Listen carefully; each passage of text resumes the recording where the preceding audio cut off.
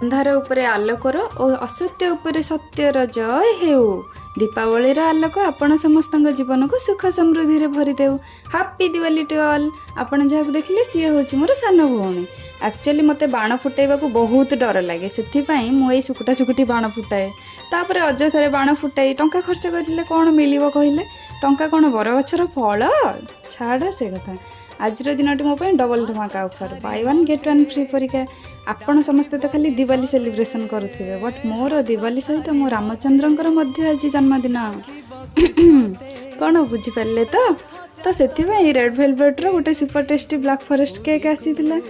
ଆଉ ଆଗରୁ ପ୍ଲାନିଂ ହେଇଥିଲା କ୍ଷୀରି ପୁରୀ ତରକାରୀ ହେବ ବୋଲି, କିନ୍ତୁ ତରକାରୀ ହେଇପାରିଲାନି। ଖାଲି କ୍ଷୀରି ପୁରୀ କରୁ କରୁ ଟାଇମ୍ କୁଆଡ଼େ ପଳେଇଲା ମୁଁ ଜାଣିପାରିଲିନି।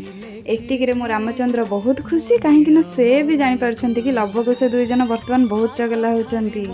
ଆଜିର ଦିନର କାର୍ଯ୍ୟକ୍ରମ ଏତିକି, ରହିଲି। ନମସ୍କାର।